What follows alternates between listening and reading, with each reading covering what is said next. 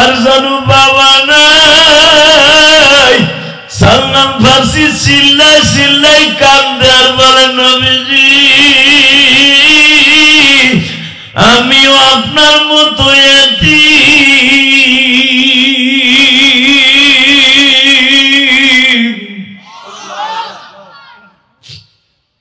নবী আমার সালমান ফার্সির কিন্তু একবার বলে নাই আপনি কালেমা পড়েন। সালমান বললেন নবী গো আজকে আমার বেশি সময় নাই, আমি আবার আসবো। বাজানার একদিন মালিকের কাছ থেকে কিছু খেজুর লইয়া হাদিয়া লইয়া নবীর কাছে আসলেন। বাজান সালমান ফার্সি দুই রকমের খাবার আনছে, একটা আনছে যাকাতের সদকার খাবার, আর একটা আনছে হাদিয়ার খাবার। নবীরে বললেন এইটা আমার যাকাতের সদকার খাবার। নবী গ্রহণ করলেন, কিন্তু সাহাবীদের গরিবের মাঝে বিলায় দিলেন। নবী গ্রহণ করলেন না বাবা। যখন বললেন এইটা আমার হাদিয়ার মাল, নবী গ্রহণ করলেন, নিজে খাইলেন, সালমানরে খাওয়ায় দিলেন।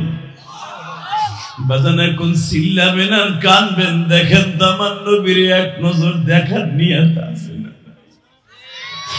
সালমান ফার্সি যদি দেখতে পারে কেন আমরা দেখতে চাই না বাবা?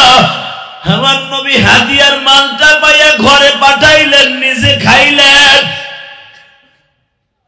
সালমান রে খাওয়াইলেন। নবী একদিন আসছিলাম তখন কালেমা পড়ি নাই, আজকে আমারে কালেমা পড়াইলেন। জোরে জোরে জোরে জোরে জোরে জোরে। সালমানের মালিক জিজ্ঞাসা করে কি রে তোর চেহারা পাল্টে গেছে গা, জুব্বা গায়ে পাগড়ি মাথায় দেয়া, তোর চেহারার দিকে অন্যরকম জৌলস মারছে, তুই কি করছো? কয় আমি কালেমা পড়ছি। ওলামা একরাম জানেন সালমানকে তার মালিক অনেক মারছে, মারতে মারতে মারতে রক্ত বের করে দিছে। সালমান বলে হাত বাঁধবেন, পা বাঁধবেন, মারবেন। নবীর সাহাবীদের মধ্যে একজন মুয়াজ্জিন দেখে আসলাম, তার নাম বেলাল। তারে বলে মারতে মারতে জিহ্বাটা সুদ্ধা লোহা দিয়ে ফুটা করে দিছে। তার হাত পায়ের মধ্যে লোহার বেরি লাগাইয়া টান টান করে বাইন্ধা আত্মনজরের একটা পাথর তার বুকে চাপাই দিয়েছে। মালিক তার হাড্ডি গুড্ডি ভাঙ্গেন নাই। আপনি আমার যত ভাঙতে চাবেন আমার আল্লাহ আমারে ভাঙবে না, আমার কিচ্ছু হবে না। হ্যাঁ মালিক, তুমি আমার মালিক না, আমি আমার আল্লাহ মালিক পাইয়া গেছি, আমার নবীরে পাইয়া গেছি। সারা দুনিয়া একদিকে, আমার নবী একদিকে, আমার নবী একদিকে, আমার নবী একদিকে। সালমান বলে আপনি আমার মুক্ত করে দেন। কত টাকা চান? তুই কত টাকা দিবি? আপনি আমার কিনছেন কত দিয়া? 700 দিনার দিয়া। আমি আপনার 3000 দিনার দেব। জোরে জোরে জোরে জোরে জোরে জোরে। তুই 3000 দিনার দিলে কাজ হবে না, সাথে 250 গ্রাম স্বর্ণও দিতে হবে। পারবি? কেসা বেয়াদব, চিন্তা কর। আল্লাহ ওদের হেদায়েত নসিব করে। আমিন। আল্লাহ আল্লাহ। মাস্তানি দেখাইস না স্টেজের বাইরে, তোর সাথে দামি দামি মানুষ কালাম ভাই সহ আমার ডাইনে ভাইরা বসে আছে, বেয়াদবি করিস না, ধ্বংস হয়ে যাবি। আল্লাহ সবাইকে হেদায়েত নসিব করেন। কষ্ট হইতেছে ভাইজান? শুধু আমার দিক তাকান, আর বেশি সময় কথা বলবো না। শুধু একটা দিক আমার মালিককে দেখান। এই জমিনের মালিক কে? আল্লাহ সব পারে না? পারে। তাকান, এই 250 গ্রাম স্বর্ণ দিবি, 3000 টাকা দিবি, এবং তুই যদি আমার কাছে আজাদ করতে চাস পরেরটা পরে, আগে এটা দে। সালমান ফার্সি কাঁদতে কাঁদতে নবীর কাছে গেছে।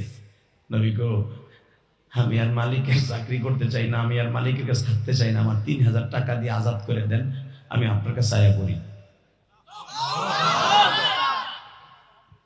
সাহাবীরা, আমার সালমানকে আজাদ করার জন্য 3000 টাকা লাগবে। ওসমান গনি বললেন আমি একাই দিব। 3000 টাকা কি মনে করলেন আপনি? 3 কোটি টাকা একাই দিন। 3 কোটি 25 লাখ টাকা এই জামানার, আমি একাই দিয়ে দিন। তাই? হ্যাঁ, একাই দিয়ে দিবেন? যান, লিল্লাহি তাকবীর। একাই দিয়ে দিবেন?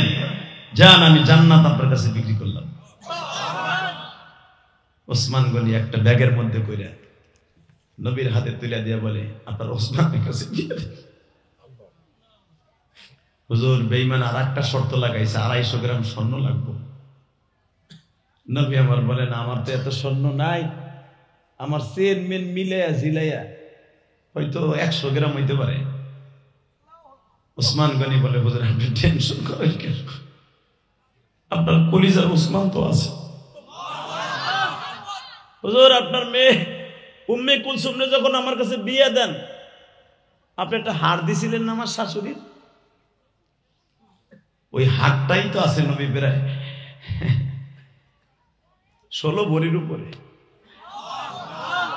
আমার নবী হাতটার কথা শুনে বলে, ওসমানের সব দিস, আমার কলিজার স্ত্রী খাদিজার হাতটা দিস না। ঠিক আছে ওইটা দিব না, আমার ঘরে যা আছে আমি যা দিছিলাম আপনার মেয়েরে সব নিয়ে আইতেছি। হযরত আলী বলে, হুজুর আপনিও তো আমার আরেকটা হাত দিয়েছিলেন আমার শাশুড়ির খাদিজার, কারণ আমার নবীর বিবি আপনার মা আমার মা খাদিজার 350 ভরি স্বর্ণ ছিল। নবী এক ভরিও দেয় নাই, খাদিজার আরো 3টা বিয়ে হয়েছিল, ওই স্বামীরা দিছে। আল্লাহু আকবার জোরে বলতে পারলেন না? 2 মেয়েরে 2টা হাত দিছে আমার নবী। হুজুর ওই স্বর্ণগুলো নিয়ে আসি আপনার একজন সাহাবীকে আযাদ করার জন্য। নবী বললেন, নিয়ে আসো। এবার আমার দিক তাকাবেন আর কানবেন। হাত 2টা যখন ওসমান একটা নিয়ে আইছে, আলী একটা নিয়ে আইছে, 2টা হার আমার নবী বহুত দিন পরে দেখছে তো, কারণ এটা তো মা খাদিজার গলায় দেখতো। আজকে তো মেয়েদেরকে নবী দিছে উপঢৌকন ব্যবহার হিসাবে। নবী অনেক দিন পরে হাত 2টা দেখছে, হাত 2টা দেখে নবী আমার সুমাইতেছে। আমার নবীর চোখের পানিতে বাবা বুক ভাইসা যাইতেছে। সাহাবীরা মনে মনে ভাবতাছে এই হাত 2টা দেয়া লাগবে, বিদায় নবী কাঁদতাছে।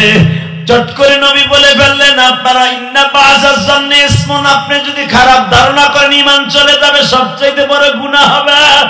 আপনারা হারের মায়ায় আমি কাঁদতাছি না, আমি কাঁদতাছি হাত 2টা আমার খাদিজা যখন আমার সামনে পড়তো, মনে হইতো পূর্ণিমার চাঁদ বুঝি আমার ঘরে নামছে। অনেকদিন পরে আমার খাদিজার হাত 2টা দেখতাছি।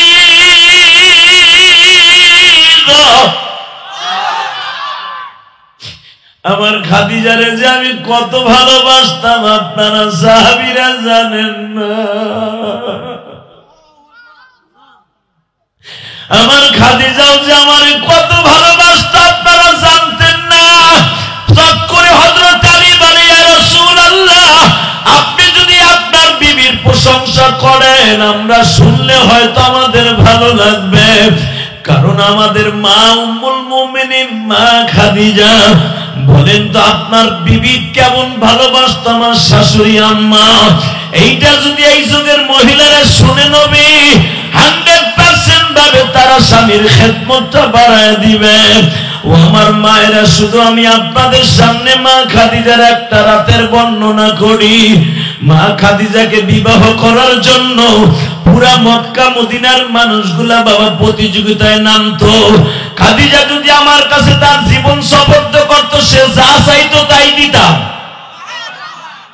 বিভিন্ন প্রকার প্রস্তাব হওয়া শুরু করলে, এমনকি নবীর আপন চাচা আবু তালেব সেও অন্তত 10 বার প্রস্তাব দিয়েছে খাদিজাকে বিয়ে করতে। 10 বার খাদিজা গ্রহণ করে নাই। যেদিন আমার নবীরে খাদিজা প্রস্তাব দিয়ে বিয়ে রাজি হয়ে গেছে, বিয়ে হয়ে গেছে, মক্কার সমস্ত বেঈমান গুলা দাঁড়ায় কয় খাদিজা একটা পাগল। এত বড় বড় শিল্পপতির পোলারা বিয়ার প্রস্তাব দিল, একটাও গ্রহণ করলো না। এমন এক পোলারে বিডি বিয়ে করলো যার টাকা নাই, পয়সা নাই, যার বাপ নাই, মা নাই, সে থাকে চাচার বাড়ি, সে তার বাড়িতে বলে ছাগলের খামারে গেছে, তার বাড়ির ম্যানেজার ছিল, তারে বিয়ে করলো। ইবড়ির মাথায় গোবর। এতদিন জানতাম এত বড় একটা শিক্ষিত মহিলা, এত বড় একজন বিজনেসম্যান, এত একজন দামি ব্যবসায়ী মহিলা, অনেক কিছু, এত বড় ব্যবসা চালায়, না জানি মাথায় কত বুদ্ধি। বিড়ির মাথায় বুদ্ধি নেই। মা খাদিজার মাথায় বুদ্ধি আছে না নাই? জোরে কর। মহিলাকে মাথায় বুদ্ধি নাই? না থাকলে কি এখনো পর্যন্ত তারা 2 জন থাকে? একজন গেছে আর একজন আহল লেগে চিন্তা ভাবনা করতেছে, ঠিক না বেটি? সে যায় হে আয়, সে যায় হে আয়। এরা দুইজন বাইসে থাকা পর্যন্ত কোনো পুরুষের হাতে যাইব না মনে হয় না। কথা কন না কেন? মনে রাখতে হবে মহিলাকে ক্ষমতা তখনও ছিল মিয়া। এই সাথে সাথে বলতেছে আমার মাথায় বুদ্ধি নাই না? হ্যাঁ ঠিক আছে, সব বেঈমান গুলার দাওয়াত দিছে। আল্লাহু আকবার বললেন না? কেউ আইছে কেউ আহে নাই। আবু জেহেল চট করে কয় ধর একটা পাগলির ঘোড়ার বাসায় যাবো দাওয়াতে, আর মাথায় নাই বুদ্ধি। একটা এতিম পোলারে বিয়ে করলো, যারে আমাকে চোখের সামনে জন্ম নিতে দেখলাম, যুবককাল দেখলাম, শৈশবকাল দেখলাম, কৈশোরকাল দেখলাম, সব দেখলাম। এই কেসটা পোলারে বিয়ে করলো, পোলার বয়সীও না আমার মুহাম্মদ।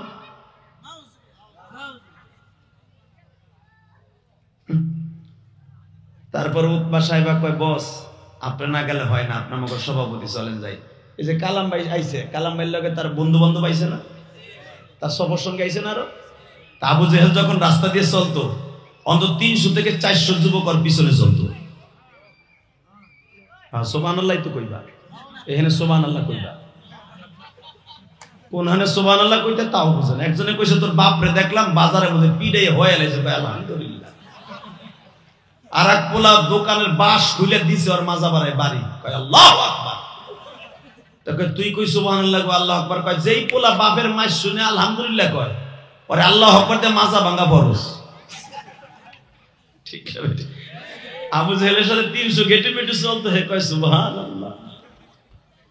নাউজুবিল্লাহ বলেন, আল্লাহু আকবার জোরে বলেন। আল্লাহ সর্বময় ক্ষমতার মালিক, ঠিক না বেঠিক? যখন আবু জেহেল তার নেতা গোতারা কইতে শুনেন বহুদিন পরে একটা খাবার পাইছি, খাদিজার বাড়ি চলেন যাই, সব গেছে, এবার আমার দিক তাকান। খাইতে দিয়া তখন মদ জায়েজ, নবীর যুগেও মদ জায়েজ ছিল, মদিনায় আসার পরে মদ হারাম হয়েছে। মদ সবাই খাইতে পারে, সব খাইতো মদ। এবার আমার দিকে তাকান, আমার নবী একবার খাদিজার দিকে তাকায় আর একবার মজলিসের দিকে তাকায়। আপনারা তাকাবেন আমার দিকে বাজার। এই জন্যই তো আমার আল্লাহ কোরআনে বলে ওয়ালা সাউফা ইউতিকা রাব্বুকা ফাতারদা আলাম ইয়াজিদিকা ইয়াতীমান ফাআওয়া। নবী আপনার বাল্যকালের থেকে এখন কালটা ভালো কিনা? খাদিজা আপনারে বড় লোক বানায় দিল, এইটা খাদিজার ক্রেডিট নয় গো নবী, এটা আমি আল্লাহর ক্রেডিট। কারণ আমি দেখছি আপনি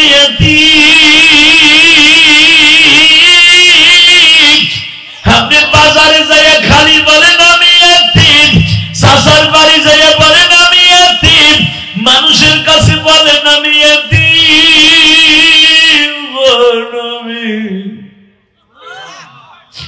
আমি আপনার এতিম বানাইছি ঠিকই, কিন্তু আপনারে বড় লোক বানাই দিছি বিবাহের বাসনের পরের দিনই। এটা আমি আল্লাহ আপনারে করে দিছি কেন জানেন? মক্কার মানুষগুলা যেন আপনারে আর সম্পদের খোটা না দিতে পারে। এই যে আমাদের কালাম ভাই, আবুল কালাম ভাই আসছে, বাবা যদি আল্লাহ তারে টাকা পয়সা না দিত, বিদ্যা বুদ্ধি না দিত, এই মানুষগুলা তার পিছনে ঘুরতো না বাবা। বর্তমানে দেখবেন যার টাকা আছে তার পিছনে মানুষ আছে, বাজান যে অটো রিক্সা চালায় তার পিছনে কোনো মানুষ নেই বাবা। যে দিন মজুরি খাটে তার সমাজে দাম নাই, ওই লোকটারই দাম আছে যার সমাজের টাকা পয়সা আছে। এই জন্য আমার আল্লাহ কোরআনে বলে ওয়ালা সাউফা ইউতিকা রাব্বুকা ফাতারদা ওয়ালাল আখিরাতু খায়রুল লাকা মিনাল উলা।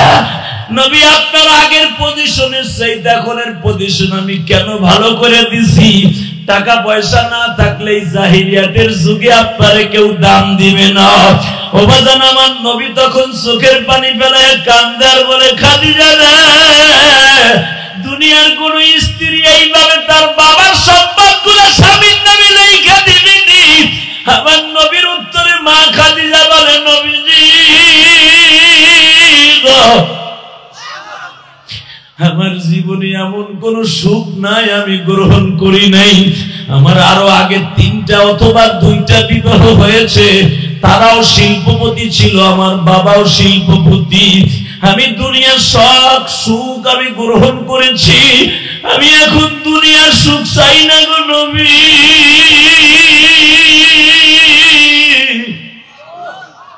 আমি শুধু আখিরাতের সুখ চাই। তাহলে মা খাদিজা বুঝে ফেলাইছে আমার এই স্বামী নবী হবে, কারণ নবীর বয়স তো তখন মাত্র 25 বছর। বাবা, মা খাদিজার বুঝতে আর বাকি নাই, আমার এই কলিজার টুকরা মানুষটা একদিন নবী হয়ে যাবে, পৃথিবীর শ্রেষ্ঠ নবী হয়ে যাবে।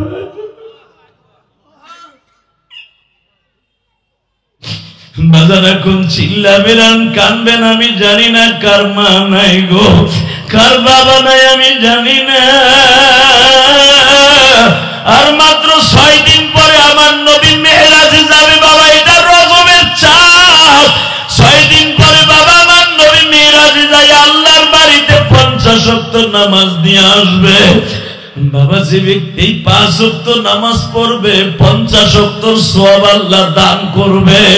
বিশ্ব নবী বলে, যারা 50 ওয়াক্ত নামাজ পড়ে কিয়ামতের মাঠে উঠবে, আমি নবী তারে ছাড়া জান্নাতে যাব না, আমি তারে ছাড়া জান্নাতে যাব না, আমি তারে ছাড়া জান্নাতে যাব না। আল্লাহু আকবার জোরে বলতে হবে। মুসা নবী যখন বলছিলেন, নবী গো আপনার উম্মত 50 ওয়াক্ত নামাজ পড়তে পারবে না, নবী আমার বলে, মুসা রে কমাইতে কমাইতে 45 ওয়াক্ত আনছি। বাজান এখন চিল্লাবেন আর কানবেন, এই 50 ওয়াক্ত নামাজ কমানোর জন্য আমার আল্লাহর কাছে আমার নবী 9 বার গেছে। কয়বার? জোরে কোন কয়বার? 9 বার গেছে। রাস্তার কথা এখনো বন্ধ করতে পারলাম। আল্লাহ তোকে হেদায়েত নসিব করুন, আর জীবনে দাওয়াত দিও না। আমি এখন 7-8 দোকান বসাইছে ওয়াজের প্যান্ডেলের সামনে।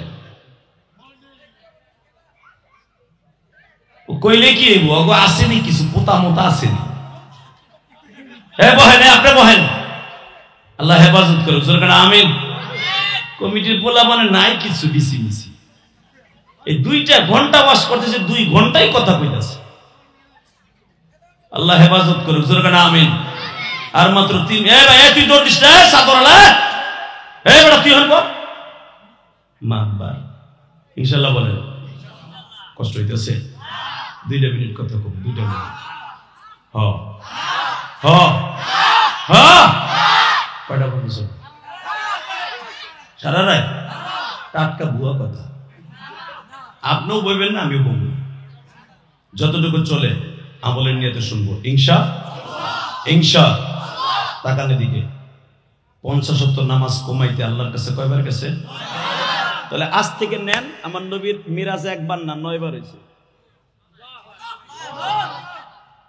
মিরাজ শব্দের অর্থ কি? আল্লাহরে দেন। 9 বার ষষ্ঠ আসমানে আইছে, 9 বার গেছে। তাহলে কয়বার হইল? কালাম বাইর অফিসে যদি আপনি অফিস ধরেন 9 তলায় অথবা 7 তলায়, 7 বার উঠছেন আর গেছেন, কয়বার হয়েছে যাওয়া? তার দেহা কয়বার হয়েছে? আরে অঙ্ক রে, আমি জানতাম নবাবগঞ্জের মানুষ খুব বুদ্ধিমান। 18 বার কেমন? কোন চোখ দিয়ে গেছে? গেলেন 7 বার, 18 বার হয়।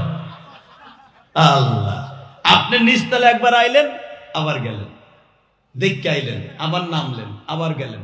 এইবার যদি 9 বার হয়, যাইতে 9 বার যায়, কয়বার হয়? এখন 18 বার হয়। কয়বার হয়েছে? 9 বার। বলে কোন কয়বার? তাহলে সমস্ত ইমামের একই মত, আমার নবীর মিরাজ হয়েছে 1 রাত্রে 9 বার। মারহাবা কোন আরো জোরে। তো 9 বার আইসে আর গেছে। আসার পরে মুসা আলাইহিস সালাম কয়, নবী আপনি বুঝতেছেন না, আমার উম্মতরে নামাজ দিছিল 3 ওয়াক্ত, হেরা এগুলো কইরে বুট করে থুয়ে দিছে। হেরা খালি কইতো তুমি আর তোমার আল্লাহ আজুরে খাও, 2 জন পরগা, আমাকে সময় নাই। আমার ধানের খেতে কাজ আছে, কলই উঠেই তুইব, গাইরে কলই খাওয়াইয়া দুধ বাইর করে কালকে বাজার নিয়ে তুইব, নামাজ পড়ার টাইম নেই। কোরআন শরীফের কথা আপনি ভাবেন না বানাই কইতেছি। মুসা তুই আর তোর আল্লাহ পরগা, আমার গম খেতে পানি দিতেইব। নবী আমার এই বেয়াদব উম্মত গুলা নামাজ পড়ে নাই, 2 ওয়াক্ত নামাজ তুই পড়ে নাই, খালি কইতো তুই আর তোর আল্লাহ পরগা, এরা 2 জন আজুরা থাকস, তোরা পরগা।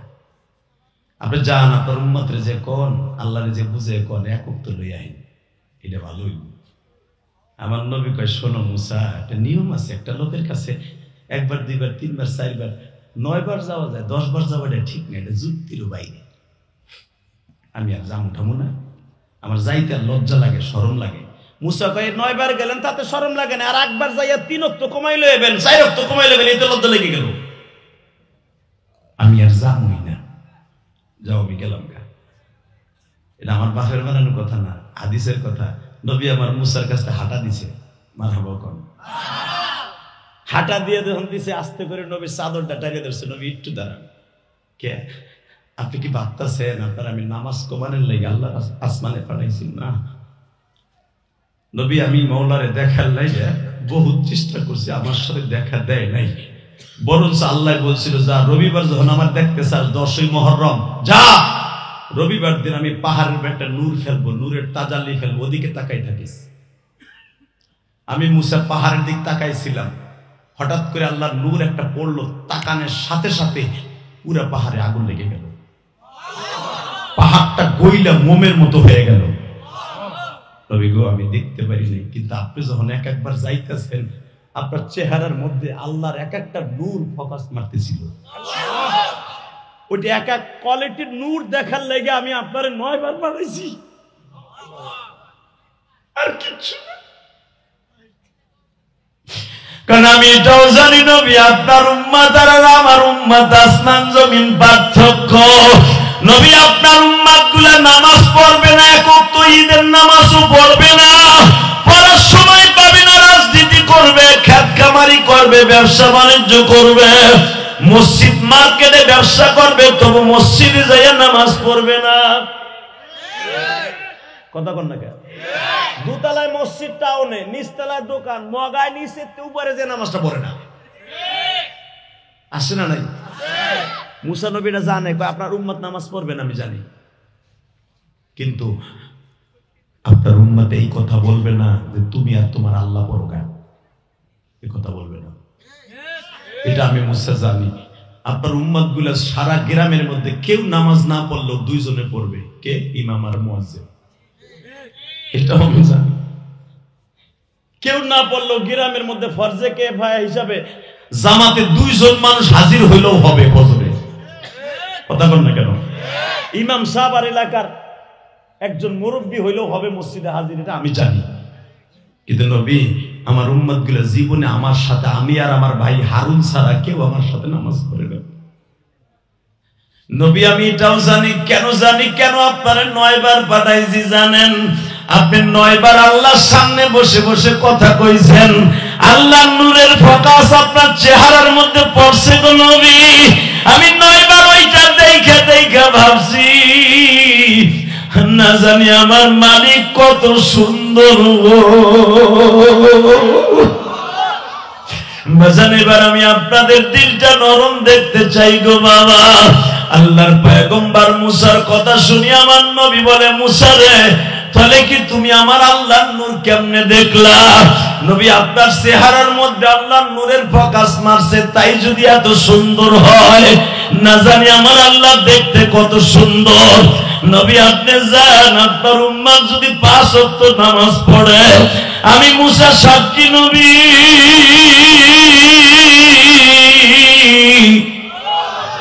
আপনার উম্মতের লাইগা আমি মুসা নিজে সুপারিশ করব।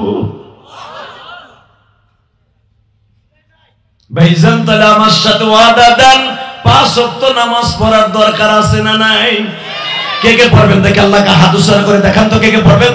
লিল্লাহি তাকবীর। আল্লাহ তুমি তাকায় দেখো মালিক, এই নবাবগঞ্জের জমিনে তোমার পাগলগুলি এই রাত 11টার বেশি বাজে, প্রায় 2 ঘন্টার মতো আলোচনা তোমার পাগলগুলি যারা বসে বসে শুনলো, আল্লাহ এরা 25শে জানুয়ারি ওয়াদা দিছে জীবনে 1 ওয়াক্ত নামাজ ছেড়ে দিবে না। এই মিরাজের চাঁদে যারা নামাজগুলা পড়বে, এদের নামাজগুলা কবুল করে নিবা। নামাজ পড়বেন তো ইনশাআল্লাহ? আল্লাহু আকবার জোরে বলেন তো। সবাই পড়বেন তো 5 ওয়াক্ত নামাজ? আর একটা ওয়াদা দেন, মা বাবার খেদমত করবেন তো? আমার নবী রমজানের প্রথম জুমায় একটা হাদিস বলতেন, এদিকে তাকান, যে ব্যক্তি মা বাবাকে পাইল সে মা বাবার কাছ থেকে খেদমত করলো না, করলো না, মা বাবার হক আদায় করলো না, ওই যুবক ধ্বংস হয়ে যাক, জাহান্নামে যাক। নবী আমিন বলেছে। এই যুবক তো পাও দূরে ধরছি, যাদের বাবা মা আছে তাদের কাছ থেকে তাদের খেদমত করার নিয়ত আছে না নেই? কার কার আছে? হাত তুলো তো, কার কার আছে নিয়ত? আল্লাহ তুমি এদেরকে কবুল করো। যাদের বাবা মা নাই তারা কি করবেন? তাদের একটা সিস্টেম আছে। সেই সিস্টেমটা কি জানেন? মাঝে মাঝে মা বাবার কাছে কবরের পাশে যাইয়া নামাজ পড়ে দোয়া করবেন। যদি আপনি দোয়া করেন, আমি আল্লাহকে সাক্ষী রেখে বললাম, কিয়ামতের মাঠে আপনার মা বাবার হক আপনার আদায় হয়ে যাবে। এমন যুবক এখানে আছে প্রতিদিন মা বাপরে বকে, আছে না নেই? তোর পাও দূরে ধরছি ভাই, আয়, তোর পাও দূরে ধরছি, আয়। তুই যদি বলস আমার পাও ধরলে মায়ের আর বকবো না, আমি রাজি আছি। কারণ কি জানোস? পৃথিবীতে মার মতো স্বর্ণ আর কেউ নেই। তুই মায়ের বকস, গাইলেস, তোর বাপের বিদেশি টাকা দিয়ে মোটরসাইকেল কিনছিস, তেলের পয়সা তোর মায় না দেয় না দেখে তুই প্রতিদিন মায়ের গাইলেস। ওই দেখো ওই লোকটা বলে আমার মা নাই, দেখো লোকটা প্রতিবন্ধী। এই পৃথিবীতে এই দরদিটা যে হারায় ফেলছে জীবনে আর পাবে নাই। কালাম ভাইয়ের বাবা মা নাই মনে হয়। একবার আমি শুনছি দোহারে বাসতলা, উনি আমারে বলছে কেঁদে কেঁদে, হুজুর আমরাও তো মা বাবা হারা। আমি আপনাদের দুইটা পাও ধরে বলে দিয়ে যাই, এই দুনিয়ায় যার বাবা মা নাই ওর মতো দুঃখী আর কেউ নেই। এই শীতের মৌসুমে তোমার মায়ের ভালো খেতা বালিশ ছিল না, কলিজার যুবক। ও দাড়ি বাঁকা বাজানো, ওই যে লোকটা যে কান্দাছে, লোকটা প্রতিবন্ধী, তারপর দেখো বলে আমার মা নাই। পৃথিবীটা তার কাছে অন্ধকার, বাবাও নাই। আমি ইলিয়াসুর রহমান জিহাদি কান্না ভরা কণ্ঠে বলবো, আমারও মা নাই। এই জগতে যার মা নাই ওর মতো দুঃখ আর কেউ নাই। এই কালাম ভাইয়ের সাথে যারা আসছে একটু বুকে হাত দিয়ে বলতে পারবেন, হুজুর আমরা যখন বের হই রাজনীতি করার জন্য রাস্তাঘাটে, আমার বাসার সবাই ঘুমায়, একজন মাত্র দরদি ঘরের ঘুমায় না, জায়গা থাকে। আমি বাসায় যাওয়ার আগ পর্যন্ত সে হলো আমার ঘরের মা।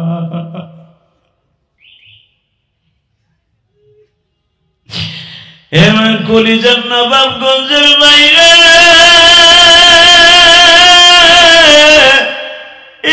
কমিটির যুবক আমার বলছে, হুজুর মা বাবার ওয়াজ একটু বেশি করবেন।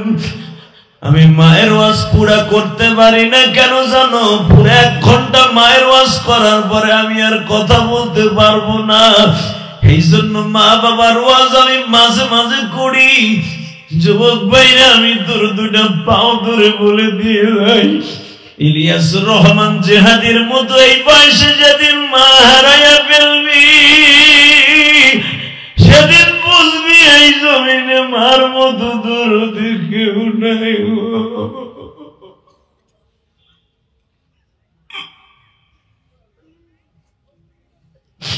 আল্লাহ দেখো আমার ডানে বামে আমার বাজানরা কান্দে মানে।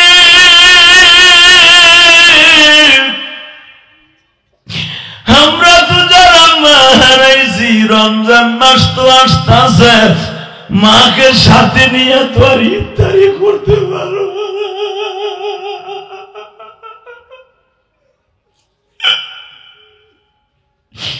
আল্লাহ যে কালাম ভাই কত মায়ের ইফতারি কিনিয়ে দেয়, কত বাবার যাকাতের টাকা দিয়া লুঙ্গি জামা কিনে দেয়, সে তো আর মাকে সাথে নিয়ে ইফতারি করতে পারে না।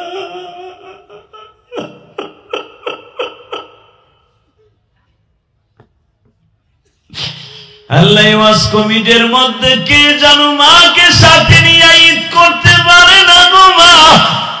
আরে বাবা আগে আমারে লুঙ্গি জামা পড়াইয়া ঈদগার মাঠে নিয়ে কোলে করিয়া সুমা দিত আর বলতো, বাজান রে একদিন তুমিও আমার এইভাবে লুঙ্গি জামা পড়াইও। আরে কই গেল আমার বাবা, কই গেল আমার মতো মা।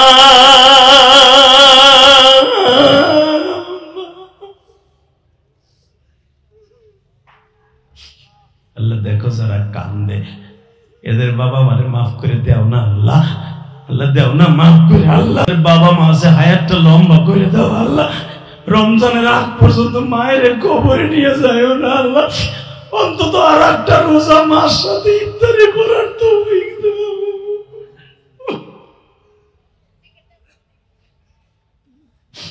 আল্লাহ যাদের মা আছে একবার ইফতারি করার তৌফিক দান করো আল্লাহ। যুবক আমি তোর দুটো পাও ধরে বলি, যারা মার সাথে ইফতারি করতে বসবে ওর রোজা ডাইরেক্ট কবুল হবে। ইফতারির আগে মাকে বলবা, মা তুমি একটু ইফতারির আগে আমার জান্নাতটা কিনে দাও তো মা। তোমার মা যদি চোখের পানি দিয়ে বলে, আল্লাহ আল্লাহুম্মা গফিরলি হাইয়িনা ওয়া মাইয়িতিনা ওয়া শাহিদিনা ওয়া গায়বিনা ওয়া লি উস্তাদিনা ওয়া লি শাইখিনা ওয়া লি মাশাইখিনা। তোমার মা যদি এই দোয়াটা তোমাদের জন্য করে দিয়ে যায়, আমি আল্লাহকে সাক্ষী রেখে বলছি পৃথিবীর সবচেয়ে বড় ধনী তুমি। ওই যে তাকায় দেখো পিছনে বইয়া বইয়া ফুবাইয়া ফুবাইয়া কান্দে, কেন কান্দে জানো? হয়তো মা হারায় ফেলছে, নয় বাপ হারায় ফেলছে। পৃথিবীতে এই দরদির মতো, বাবা দুঃখী মেয়ের মতো দরদি পৃথিবীতে কেউ নাই। যুবক ভাই আমি তোমাদের দুটা পাও ধরে বলে দিয়ে যাবো, রোজা নামাজ কবুল করাইতে চাও? এইবার রোজা কবুল হোক, তুমি চাও না? চাও? চা যুবক চাও? এই ওয়াজ কমিটির যুবক চাও না? তাহলে আমার সাথে একটা ওয়াদা দাও, হুজুর আমি চাই আমি আমার রোজা নামাজ আসমানে যাক। যদি চাও রোজার মাস আসার আগে মা বাবারে বুকিনি মাপ চেয়ে নিবা, ইনশাআল্লাহ বলেন। পারবা না? পারবা? পারবা? 30টা সেকেন্ডে দাঁড়াও তো। কার কার মা বাবা আছে? মা বাবার কাছে মাফ চাইবা রোজার মাস আসার আগে। দাঁড়াও তো। কার কার মা বাবা আছে? দাঁড়াও তো, দাঁড়াও কলিজার ভাই, দাঁড়াও তো, দাঁড়াও। কার কার মা বাবা আছে? রোজার মাস আসার আগে মারে বুকিনি মাপ চাবি, সুমা দিয়া দরদি মা কইয়া জড়াই ধরে একটা সুমা দিবি। দাঁড়া যুবক, দাঁড়া, তোর পাও ধরছি, দাঁড়া দাঁড়া। বসো বসো বসো বসো বসো। যাবি না যুবক, যাবি নাই, যাবি না। রমজান মাস আসার আগে প্রত্যেকের মা বাবার দোয়া কবুল হোক, জোরে করে আমিন। 30টা সেকেন্ডে বলবো, রোজার মাস আর মাত্র 1 মাস 5 দিন মাঝখানে আছে। আলহামদুলিল্লাহ বলেন। কয়দিন আছে? 1 মাস 5 দিনের ভিতরে মা বাবার কাছে মাপ চেয়ে নিবি। আর যদি এমন কোন বন্ধু এই ময়দানে থাকে, আওয়াজ ক্লিয়ার করো। কোন যুবক যদি থাকে, এই প্যান্ডেলের ডাইন পাশে কে কথা কষাই বেড়ায়?